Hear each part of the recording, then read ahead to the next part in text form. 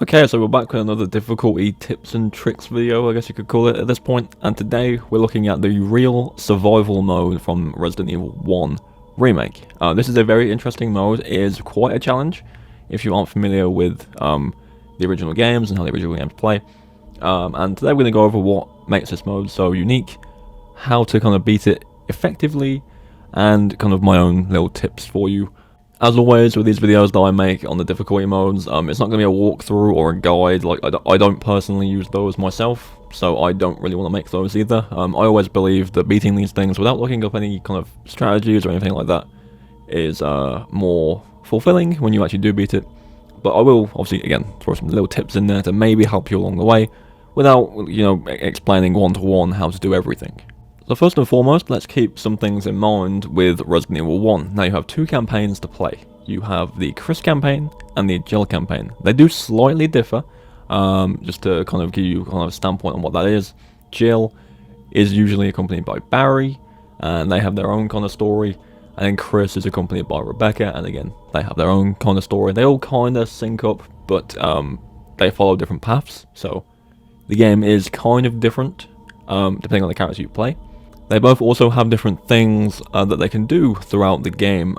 Just for an example, Chris has the use of old keys, which are used to open certain doors throughout the mansion, whereas Jill doesn't have those because she has her lockpick, and she can basically use lockpick to open any doors that Chris can with the old keys. And then more importantly, with Chris and Jill, Chris can take an extra hit in his run. He has more HP, he can take more damage.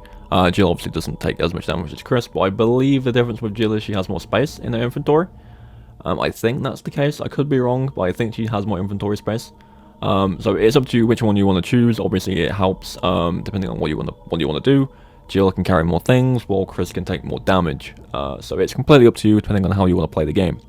And of course, with it being Resident Evil 1, you have limited saves through ink ribbons at typewriters and the item box system, which is where you store your items when you don't necessarily need them, or you can go back to them later. They're all linked together, so you can pick them up from anywhere. But that is where real survival really changes how you play the game. So let's get into the changes of the real survival mode. More importantly, over anything else, the game is automatically set to hard, so you're on the hardest difficulty. Again, depending on who you play, will make it different in terms of difficulty. Jill, you have less time running around finding things, so you can pick up more, and then Chris, obviously, you can take more damage, so if you do get stuck in a fight, you can kind of maybe get through it a little bit easier. On top of that, auto aim is disabled. Now, if you've played Resident Evil 1 Remake, you'll know that if you're facing away from a zombie in a corridor, and then you aim, you kind of snap to it, so you exactly know where it is. That is not a thing in real survival. You have to actually aim at it yourself and shoot it yourself. The game will not assist you in any way with aiming, so know where things are, know where things are coming from, and just pay attention, I would probably say. And then next up, this is the biggest one. This is something that's done, I don't think ever again, outside of Resident Evil 1, and it's the main thing in real survival which makes it a challenge for most people, and that is the item boxes are not linked. Like, they're separate boxes. Like, if you put something in one box, and then you could progress the game a little bit more, get to the next box, the things you put in that one previously will not be in there. This, of course, can cause issues, because if you forget something that's in a box from, way back, like let's just say you get to the first safe room and then you progress all the way until you're leaving the mansion without really using it, and then you need something that you've left in there, you have to go all the way back to get it because it is in that one box. You cannot magically get it in the next one. I think this adds a real kind of depth to the game in terms of how you plan to play it. I would honestly say it's really, really cool. I like that system. It's a bit more realistic, I would say. I don't play Resident Evil for it to be realistic, let's be honest. Like, it's a zombie game.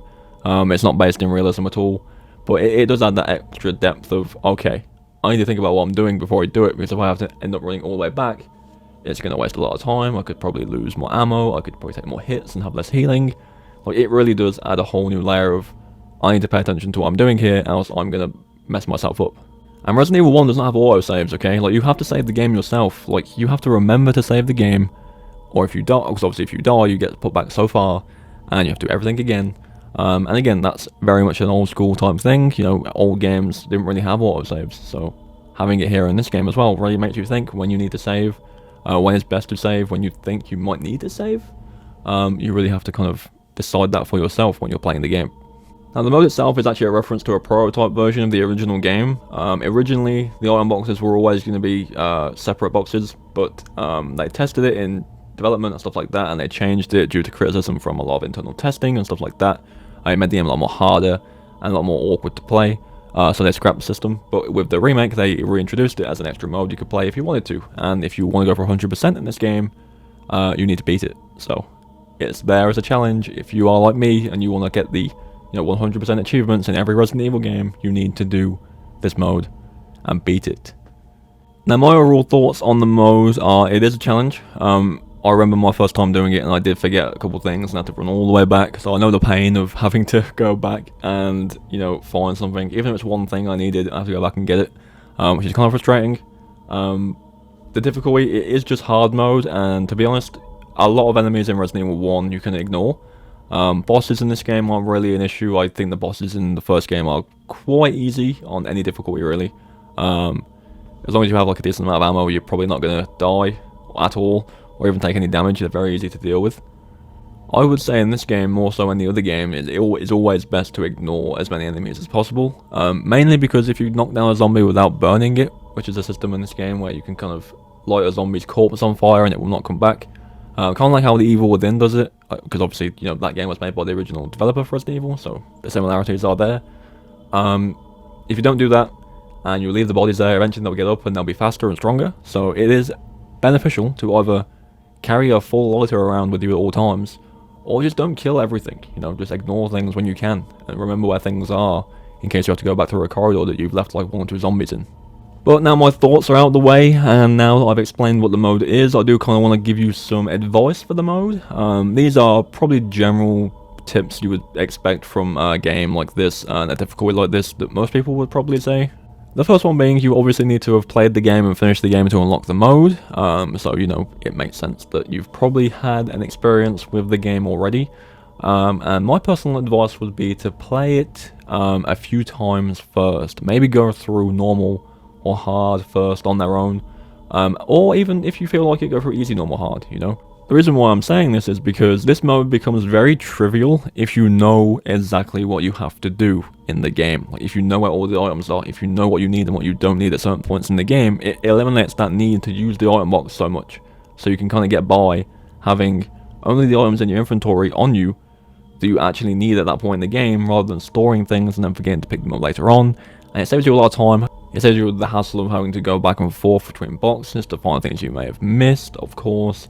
And on top of that, if you happen to have to go back and find other things, it's going to save you healing, it's going to save you ammo, because you won't have to run past every zombie again. So yeah, definitely practice before you do this, just because it makes the whole run a lot easier anyway. Also, try not to do all the optional stuff. Obviously, there is optional things you can find in the game that give you different endings to this game, whether you want to save everyone or not. And I would probably encourage anyone really to not go for the save of Chris or Jill, depending who you're playing. It takes a lot of extra time, you have to find a lot of extra items, and to be honest, if you haven't done that optional ending already, don't do it on Real Survivor, because it's going to take a lot of time to get it done. You're wasting a lot of time finding different items, and then again, running into more zombies and stuff like that. So it's not worth it. Just go for the default ending of either just you, or Chris and Rebecca, or Jill and Barry. And then again, with the character selection, it depends on your playstyle and what you plan to go for. If you are more of a speedrunner and want to get through it as quick as possible, I would say play as Jill. That way you have the more inventory space available to you, so you can become more items. And again, yes, she has less HP, but if you are trying to ignore everything, then just be careful, dodge as best you can, and you should have plenty of space for healing and any key items along the way. And then Chris, obviously, yes, restricted inventory space. He has 2 less slots than Jill, but has more HP. So if you do plan on getting into a fight, or you want to clear an area and expect to get hit, then play as Chris, because you can take another hit. I think more or less in this mode it's 1 extra hit, so it's not a big difference, but it's enough to keep you alive. Yeah, but it all depends on your playstyle and how you want to play it, really. I would encourage most people to play as Jill. Like I've said, before you do Real Survival, be sure to have played the game on easy, normal, or hard a few times, so you know where everything is, what's coming. Because this difficulty doesn't add any extra enemies in, it doesn't change anything, it is literally just a harder mode with a twist on how the item boxes work. So you'll know what's coming, you'll know where things are, and you should be able to get through pretty quickly if you have a refined strategy already. But that's essentially it, you know, that's kind of my advice for the mode, that's how the mode works. Let me know if you've finished it already. If you haven't beat it before, I would really do recommend giving it a go. It is a nice change of pace. It does add, again, with the whole Iron Box changes, it does add a depth of strategic thinking and stuff like that to the game. So I would definitely recommend people check it out if they haven't done so. But yeah, any other advice for anyone, leave it in the comments if you want to. Let me know if you finished it, let me know if you haven't finished it. If you're stuck, by all means, drop a comment and I can try and help out as best I can. Again, I just don't want to post a full walkthrough, but if you need any more kind of tips for it, you know, give me a shout and I'll get back to you. But yeah, thank you for watching. Remember to leave a like and subscribe for more Resident Evil content, and I'll catch you in the next one.